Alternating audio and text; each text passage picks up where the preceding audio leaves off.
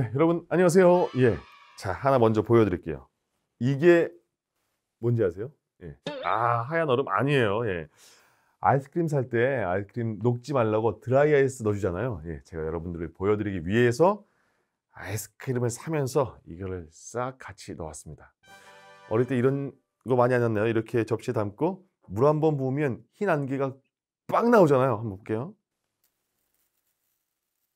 이렇게요. 예. 이쁘죠? 예. 드라이 아이스 이걸 여러분께 보여드리려고 제가 가져왔습니다. 자, 어떠세요?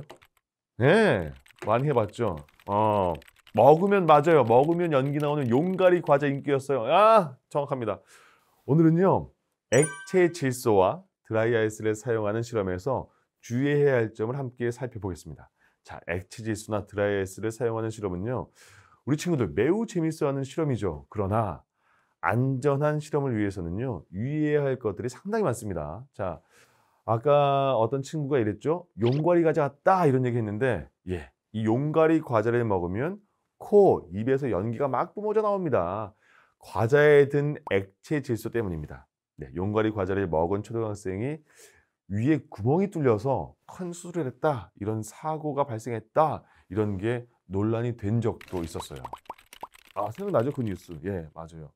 과자를 먹었는데 위에 구멍이 생긴 거예요. 예, 액체 질소. 예, 무서운 거죠. 자, 이렇게 액체 질소나 드라이 아이스를 사용하는 실험에서는요, 자칫하면 정말 굉장히 위험한 사고가 발생을 할 수 있습니다. 그러니까 지금부터 안전한 실험을 위해서 유의해야 할 점과 또 사고가 났을 때 대처 방법을 함께 살펴보겠습니다. 네, 그럼 먼저 액체 질소와 드라이 아이스에 대해서 알아볼까요? 예. 자, 액체 질소와 드라이 아이스, 예, 크리가 설명해 주겠습니다. 부탁해요. 액체 질소는 영하 196도에서 기화, 즉 기체로 변하고 드라이 아이스는 영하 78.5도에서 기체로 승화하는 특징을 지니고 있습니다. 액체 질소나 드라이 아이스를 상온에 꺼내 놓았을 때 연기가 뿜어져 나오는 것처럼 보이는 것도 기화점, 승화점보다 훨씬 높은 상온에서 빠르게 기체로 변하기 때문입니다. 영하 196도, 또 영하 78.5도, 둘 다 뭐 우리가 상상할 수 없는, 겪어보지 못했던 만큼 아주 낮은 온도입니다. 때문에 액체 질소와 드라이 아이스를 사용하는 실험에서는요, 가장 먼저 주의해야 할 점이 바로 동상입니다. 예, 온도가 매우 낮은 액체 질소나 드라이 아이스는요, 기화 또 승화를 하는 과정에서 주변의 열을 흡수하게 됩니다. 그런데 피부나 손에 닿으면 온도가 급격하게 내려가면서 혈액이나 조직세포가 얼어서 손상을 입게 되고 통증까지 느끼게 됩니다.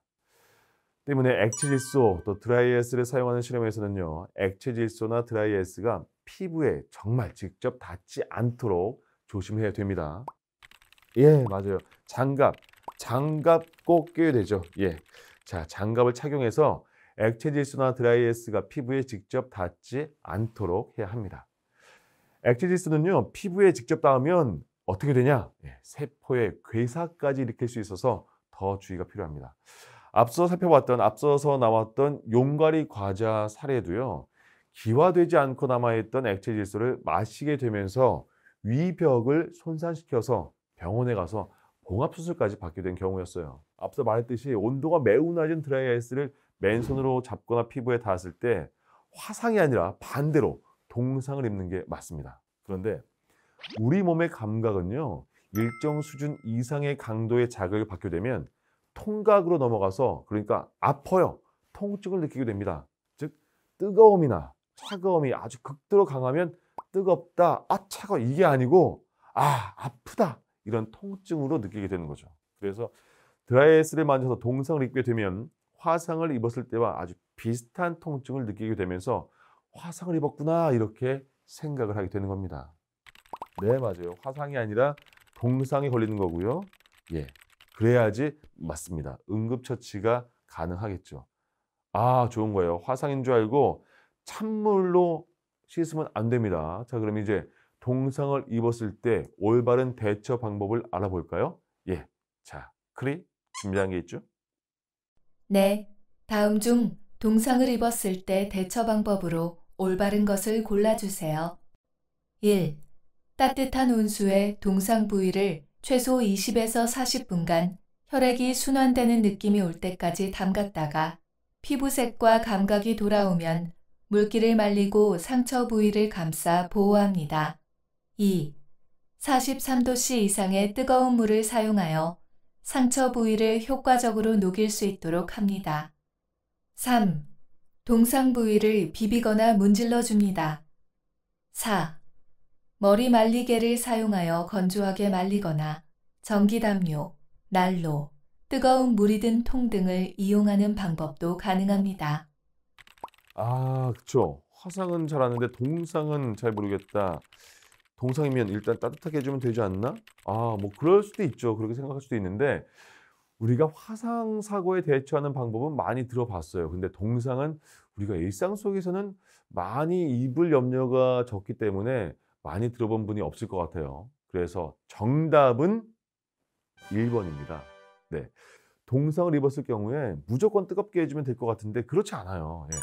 따뜻한 온수에 동상 부위를 담가둬야 하는데 물이 뜨겁거나 차가울 경우에 오히려 화상을 입거나 효과가 없습니다. 그래서 40도에서 42도씨의 온수를 사용해야 합니다. 특히 여기서 주의할 점은요. 동상 부위를 비비거나 문지르면 얼음 결정이 세포를 파괴해서 손상을 더 키울 수가 있습니다. 그러니까 이런 행동은 절대 하지 말아야 합니다.